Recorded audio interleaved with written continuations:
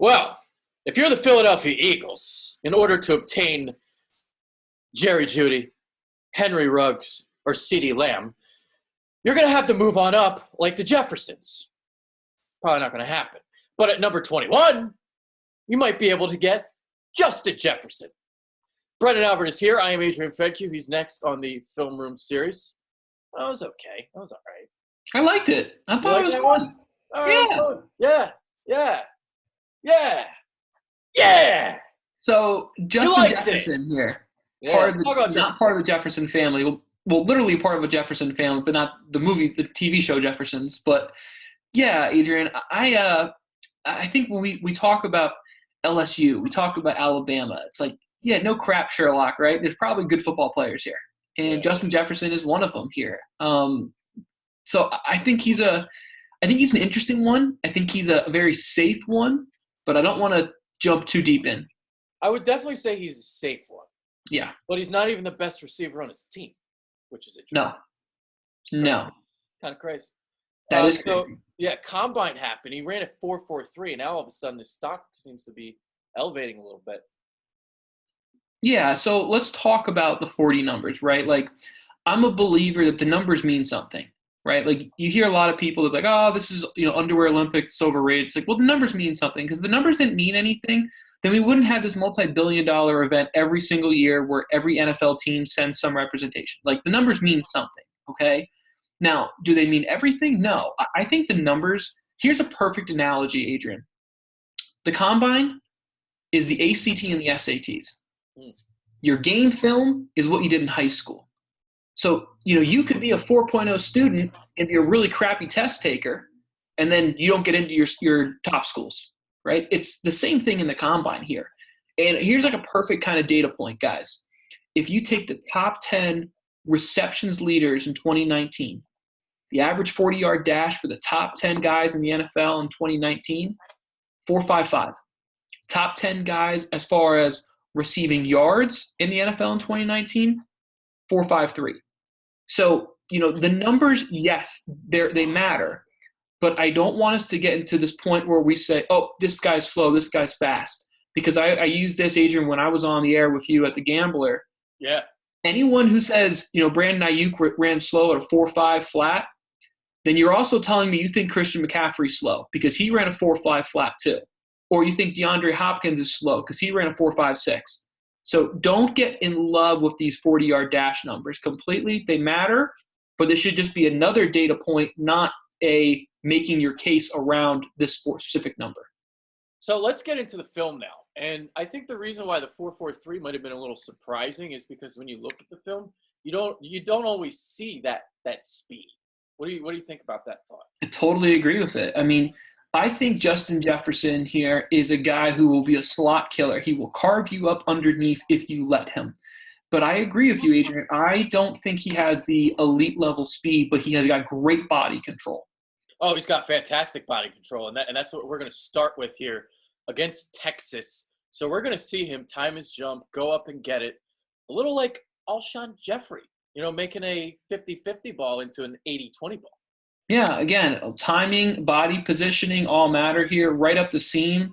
Awesome job here. We would call this making a catch outside of your frame of when you're able to really extend, as you're going to see right here. Does a pretty darn good job at making sure he gets full extension up there. Oh, yeah. But really good at body control, Adrian. Something I think is really important we talk about with him. I mean, that's like three things you're doing in one there. So you're timing your jump, you're rotating your body to embrace for the hit, and then you're also going up and catching the ball at its highest point, which is what he did all three of those things. Check, check, check. So next step, we're going to see the same damn thing, basically. So hand fighting, we're going to see him go through it down the sideline. Joe Burrow escapes the pocket, comes in, and oh, man, that's a beautiful catch as well. Yeah, absolutely here, Adrian. I mean, this is against Oklahoma, Big 12 defensive backs, defensive players. Okay, I will admit, not great. But, I mean, look, when you play in the NFL, very, very, very rarely are you butt naked wide open, right? So you're going to have to make contested catches. And the good thing about Justin Jefferson is he certainly has the track record of being able to make catches through the trash. I mean, that's an impressive catch to me to get through the hand fighting again. Now, it is Oklahoma. It's not the best defense in the world. We saw what he did against them, 4 touchdowns there in the Chick-fil-A Bowl, or what was it, the Peach Bowl. Chick-fil-A Bowl, Peach Bowl. Used to be a Chick-fil-A Bowl. Now it's Peach Bowl again. Yeah, so next thing we're going to see, one more example of, body control. Now, this isn't as as great as the other 2 plays, but you can see there, he positions his body to embrace the hit, and he holds onto the ball. And one thing I want to make sure we talk about here is how loose he is in his lower body. When it's time for him to flip his hips and get his shoulders back to the ball, first and foremost, he's doing this to get vision on the ball, right? And he's also doing this so he can ensure he's able to get maximum, stride with his arm, maximum length with his arms. But the third thing he's also doing is he's boxing out. Right? I mean, if he's able to get his shoulders and you get his nameplate right into the front of this defensive back has very little chance. Even though this is not exactly a 6'5" receiver here, because of his body control, because of his loose lower body, being able to flip his hips here and being able to box out the defender, those are the little things, Adrian, that we talk about body control. It doesn't matter necessarily if you're 6'4" or if you're 6'2" range like Justin Jefferson is. He does a good job with body control to make him seem bigger. So next thing we're going to get into, just one clip here on the hands. He catches everything. Gauntlet, if you saw that ball stuck to his hand. So this ball is thrown behind him. He reaches back, and he just snatches this one. We talked about it earlier, Adrian, about being able to catch balls outside of the framework of your body. And this is something that Justin Jefferson does a really nice job at here of being able to have quick hands. One thing I really liked about him when I watched his film as well, Adrian, is he does a really good job of showing his hands late in routes, right? Not tipping when the ball is coming to a defensive back is a big thing here. So he does a nice job at showing his hands late as possible, but he's got quick hands and he's got strong hands too, Adrian. All right, so next thing we're going to see, so next couple clips, we're going to see him take some shots and hold on to the ball. So this is another thing that we see with Justin Jefferson. This is awesome. So he kind of like slices through 2 defenders, looks like a zone coverage, and there's a safety. I believe it's a safety lurking, just ready to pound him. And he embraces the hit. He holds on to the football, and it's a touchdown for the Tigers. It's just a simple cover two, really. I mean, it's a shallow cover two here, where he's just going to find the middle of the 2 safeties and being able to get there. Now, I talked about it earlier, catching balls outside of the framework of his body. I think the end zone view is going to be really good. Not this one, but the next one. But like you said, Adrian, he's got no problem going over the middle, man, and being able to be able to take the hit because he knows it's coming right here. Bam. Takes the shot, and he holds onto the ball. And we see another example of this here. Yeah, again, similar thing. No problem going through the middle. This is kind of no man's land. When you start talking about, about 6 yards inside the numbers, inside the hashes, this is what we call no man's land because this is where the linebackers, roam. And this is where you're going to get popped here. He doesn't have any problem going into no man's land, Adrian, and not just, catching the ball. He doesn't alligator at it. He goes after the rock and he catches it in no man's land. Can we go back to the touchdown real quick? I want to see if because he does a really good job of securing the ball quickly into his body. So he doesn't keep it out, right? So look, that's in possession of his body there. It puts him in a position, right, where if he does bobble it, he's bobbling it against his chest, right? Yeah, he's got that ball secured.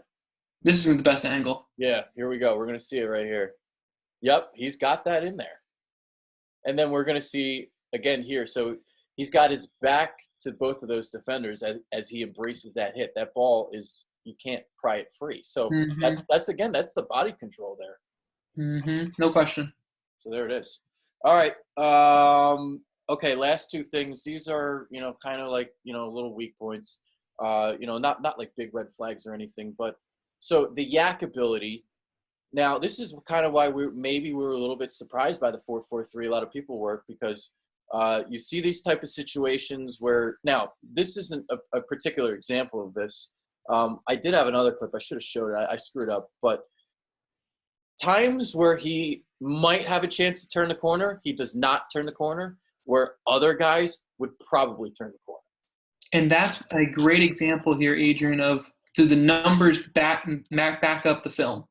And I definitely agree with you. And I understand people are going to say, oh, well, this is SEC football. This is the best defensive backs in the country. Yeah, it absolutely is. Guess what, folks? It's not going to get any easier in the NFL, right? So if he can't turn the corner against SEC guys, I have a hard time thinking he'll be able to turn the corner consistently in the NFL. Yeah. Now this is one where he just kind of powers out of it. So this is isn't an example of this, but there were occasions where we saw it. It kind of reminds me a little bit of Jarvis Landry, Adrian, where he wins in the yak situation because he's physical, but he's not as powerful or as strong. Like, I know that sounds like really contradictory, but he wins with effort. He's a very, very, very high effort type of guy. But Jarvis Jarvis is just much stronger, and I also don't think he's nearly as explosive as Jarvis Landry. So last clip here, this looks like an over route, and I want you to explain what you saw here. All right, this is a good angle here of it. All right, so we have Jefferson right here in the slot. It's obviously more of a cover 3 type situation. As you can see, both the corners have their hips and their backsides towards the sideline, so they're giving away the deep over. Right, the way this coverage is set up is give up the deep over because in theory, if we're playing a cover 3, we're probably blitzing someone, so we should be able to get home before the deep over gets there. Well, it doesn't happen, okay? So what bothers me here, Adrian, is when he catches this ball, he's got about 4 to 5 yards from a trailing defensive back. Now, here's the good. The good is he's effort, and he's willing to be physical, and he can break a tackle. Awesome. Here's the bad. You should never get hawked or get caught from behind from a trailing defensive back. If you're going to get caught, it should be from, a safety who gets an angle on you. When you get caught from behind, especially when you'll see on this angle here, he's got a pretty good amount of distance between the trailing defensive back here, and he still gets caught. That's a little bit concerning for me, Adrian. And I think one thing we need to talk about here, we talked about all the time in the Big 12 about saying, oh, well, these receivers are schemed open. They played the spread. Guess what, folks? That's what LSU did this year. It's a very similar type of offense that a lot of those Big 12 teams did. So if you were someone who is, knocking past Big 12 receivers for this, you have to grade on an even scale and say, hey, this is also a fair concern about Justin Jefferson and LSU. Yeah. Now, the good thing about the SEC is obviously the defenses are a lot better, whereas the Big 12, you look at, Jalen Reagor and he couldn't even put up 700 yards. I know it was bad quarterback play, but you see Justin Jefferson put up like 220, 230 yards in I want to call it the Chick-fil-A Bowl again, but it's the Peach Bowl. Mm-hmm. The Peach Bowl. I keep thinking Chick-fil-A Bowl for some reason. I ate Chick-fil-A a couple days ago. It was delicious. The best. Yeah, with Chick-fil-A sauce. Oh, yeah. Oh, yeah. Oh, yeah. So Jefferson, going back to him, the safe pick.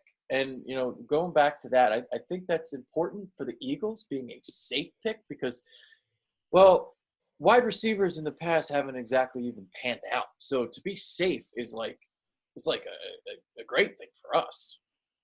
Yeah, I think think about this when we go to a restaurant, right? A lot of times you'll look at it and maybe, not feeling great. You want to go something a little safer. You look at them restaurant like, oh, they have a nice turkey club. Turkey club's a turkey club, man. I mean, turkey club, no matter where you eat it, it's pretty much going to be the exact same. I think Justin Jefferson's like a turkey club. Really good player. I think he's got the bacon though in the turkey club. A little bacon, yeah. I'll give you a little bacon, maybe a little spicy mayo. Yeah. And then obviously toast up the bread. Yes. Mm-hmm. Mm-hmm. But I don't think Adrian he is going to have a huge ceiling. I think he's a guy who's going to be a high floor, but a low ceiling guy. So for what you talked about there, yeah, I agree with you. I think he's absolutely a guy who he can come in, play right away, and he can help you right away, but I don't see him ever becoming an elite superstar. I think he can help right away. I think he is much safer than a lot of these second-tier and third-tier guys, but I don't see him being a superstar. And here is my biggest reason, Adrian, I would still take Brandon Ayuk over Justin Jefferson. We saw almost all of Justin Jefferson's plays happen where? Inside the numbers, inside the hash. That's why you have tight ends. and the Eagles have 2 of them. So to me personally, I think it's just like you would just be overloading the inside of the ball. You need more outside threat. And I don't think Justin Jefferson brings you that same juice that a Brandon Ayuk does. Even though his 40 was faster, I understand that, guys. You go put on Brandon Ayuk's tape, you put on Justin Jefferson's tape, and I have a hard time believing that Brandon Ayuk is not more explosive than Justin Jefferson.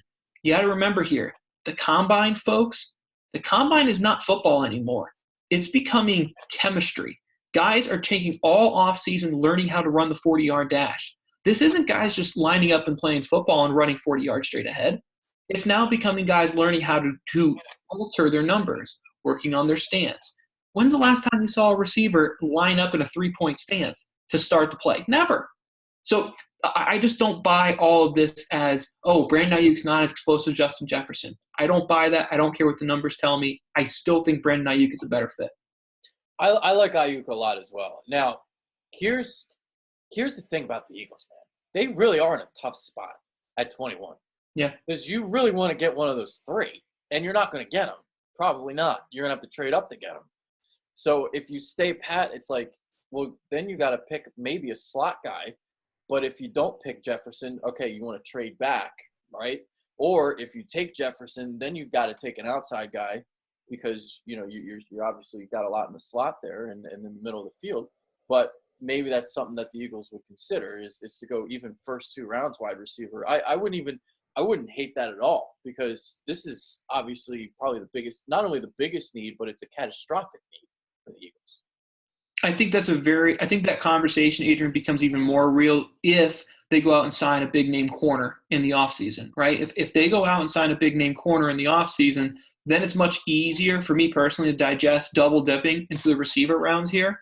But for me, Adrian, like I don't have any beef with taking a slot receiver early. Like I don't look at this knock of people saying, oh, he's just a slot guy. Yeah, guess what, folks? Most teams play 11 personnel most of the game anyway. So you need a slot guy on the field all the time anyway.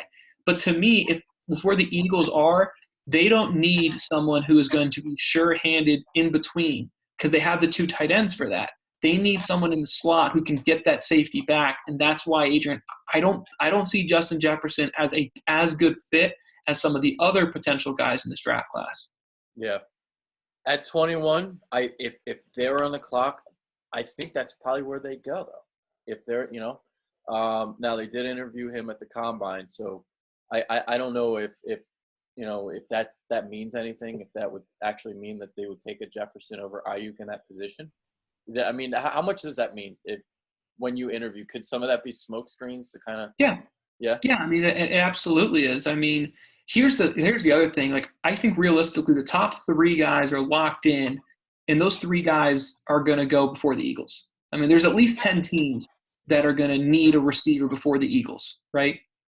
So let's say, for example, the Eagles think similar to me and you, Adrian, who both said, hey, we got a deep class.